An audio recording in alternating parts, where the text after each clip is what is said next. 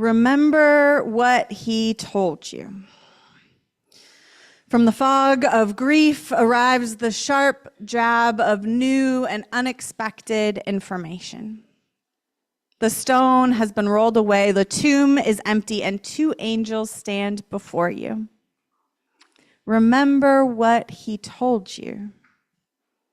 In your hands are the spices meant to anoint the body, attending to the beloved who you have followed through city and wilderness, across lakes and up mountains, through life and now to death. Remember what he told you.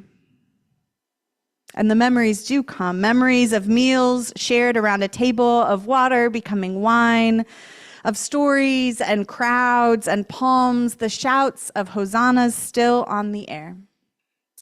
Remember what he told you. For the women who are the first to experience and proclaim the resurrection, they aren't given a vision of Jesus. They aren't given a glimpse or some footsteps in the sand or even a booming voice from above proclaiming the power of God.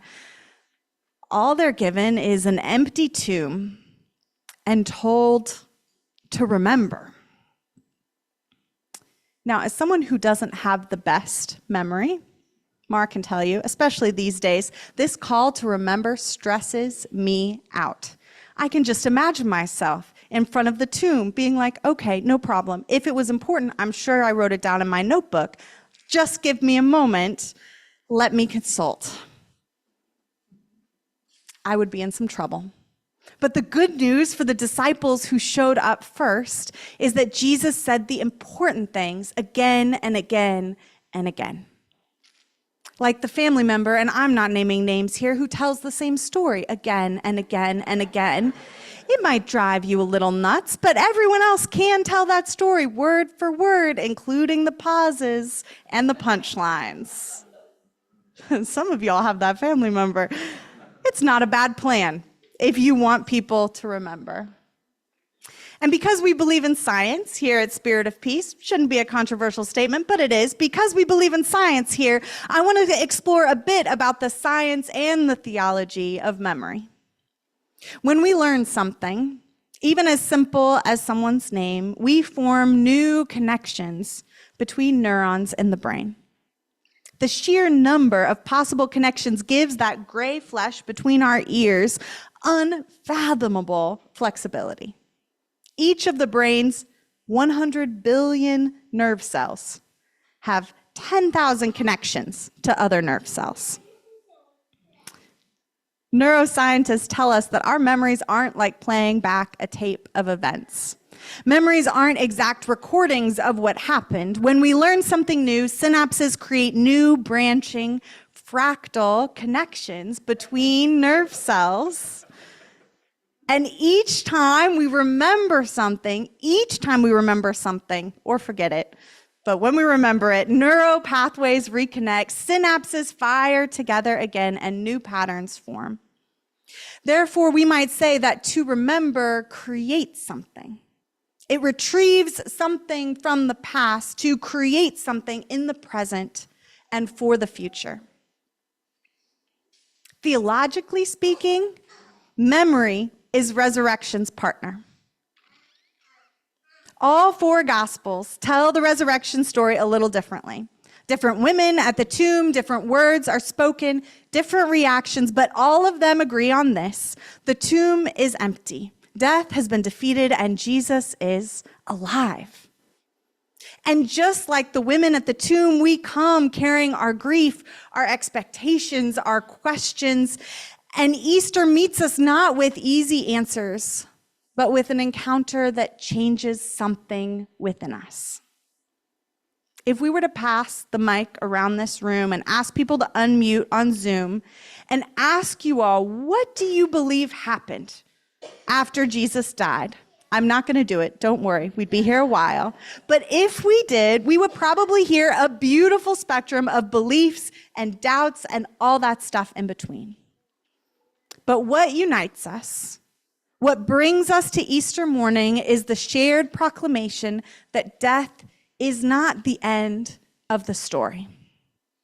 This is the day we declare with trembling joy, Christ is risen. He is risen indeed. This is the day we say that God's love has broken the tomb wide open. This is the day we say that despair does not get the final word. And the miracle of Easter is not just that it happened once in a garden a long time ago. It's that resurrection keeps happening. It keeps happening when we remember who Jesus is and what he taught. It happens when we carry the memories of loved ones with us and allow them to change us.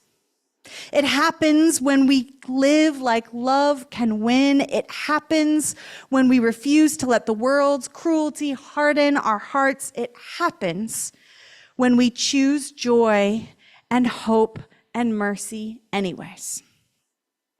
Every act of compassion, every step towards justice, every gathering like this is resurrection, reenacted and remembered in us. Toni Morrison writes about the Mississippi River, which humans have attempted to straighten, to channel in our own image of what is orderly and profitable and right. And this is what she writes. Poor Gary, who's dealing with our toilet. You know that they straightened out the Mississippi River in places to make room for houses and livable acreage. Occasionally, the river floods these places. Floods is the word they use, but in fact, it is not flooding, it is remembering. Remembering where it used to be. All water has perfect memory and is forever trying to get back to where it was. As beings that are nearly 60% water, if we're hydrated, drink some water. As beings that have been created in the image of God who hovered over the waters, maybe remembering is a part of our divine design too. For I'm not really just talking about the remembering in our brains, because that comes and it goes. I'm talking about a memory that lives in our bones, that pulses through our veins, that isn't just in the synapses, but in our very souls. For the empty tomb invites us to remember that we are created in the image of the divine, that all of our neighbors, our gay and straight and queer and trans neighbors, our houseless and our housed neighbors, our Black, Indigenous, Asian, multiracial, and white neighbors, our immigrant neighbors, regardless of citizenship status, our old and young and disabled and able-bodied neighbors, our tree and plant and river neighbors, our neighbors next door, and all around the globe, from Sudan to Gaza to the Ukraine. They and we are made in the image of the divine. Do you have neighbors that you're carrying the names of right now? Do you have the neighbors, whether you know personally or you've read or seen on the news, who you know are made beloved by God despite attempts to make us forget? I want to invite you to call them out now. What are the names of these neighbors? Mm-hmm. Mm. When we remember in our souls that we are kin to all of creation, it is a remembering that requires something from us. A dangerous remembering that challenges the shaky foundation on which all empires are built. In a time when we are being told to forget, in a time when pictures are being removed from public spaces, when books are being banned, when people are removed from history, when information about vaccines and hate crimes and scientific research is removed from websites, to remember is an act of resistance. It is an act of hope. It is an act of resurrection. To remember the words and ways of Jesus, to remember the dignity of those this world tries to forget, to remember that justice is not some new idea, it is a return to what God intended. Maybe evidence of God's presence is not always in thunder and earthquake and empty tomb.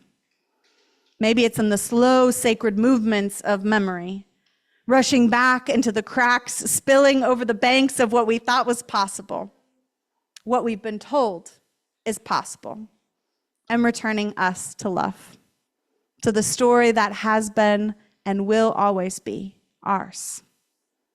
And in a world that tries to straighten the river, to pave over the past, to erase stories and silence truths, we become the flood. And so this is the mystery and the miracle at the heart of our faith, that Jesus Christ, who was crucified, is alive.